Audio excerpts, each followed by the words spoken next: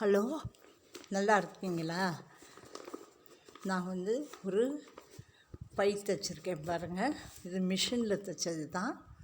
இந்த மாதிரி இது என்ன கிளாத்துன்னு பார்த்தீங்கன்னா, நம்ம இந்த ஒயரு கூட போடுறதுக்கு பதிலாக இந்த மாதிரி நம்ம தைச்சோம்னா ரொம்ப நல்லாயிருக்கும். இது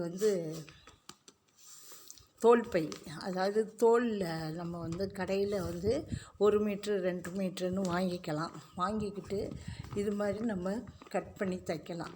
நம்ம ஒயர் கூட போடுறோம், அது சீக்கிரம் பிஞ்சு போயிடுது. போடுறதுக்கும் ஒரு 2 நாள் கூட ஆகும், 1 நாள். அது போடுறத பொறுத்து, நம்ம ஸ்பீடை பொறுத்து அதை நம்ம செய்யலாம்.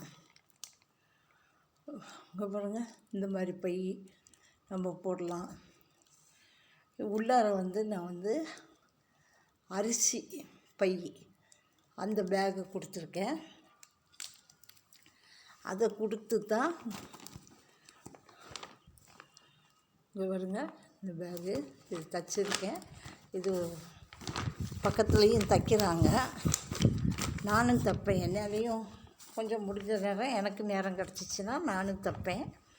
இது அவங்க 120 ரூபா 130 ரூபான்னு இந்த அளவு பையை மட்டும் கொடுக்குறாங்க.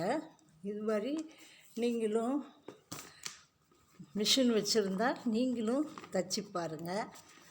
நமக்கு உள்ளார நல்லா டைட்டாக இருக்கும். நம்ம எவ்வளோ ஜாமான் வாங்கினாலும் நமக்கு இது தாங்கும். நம்ம எவ்வளோ ஜாமான் வேணாலும் வாங்கிக்கலாம். நம்ம ஒயர் பை மாதிரியே இருக்கும். இது மாதிரி நீங்களும் செஞ்சு பாருங்கள். உங்களால் முடிஞ்சால் நீங்களும் தைச்சி பாருங்கள். மிஷின் இருந்தால்.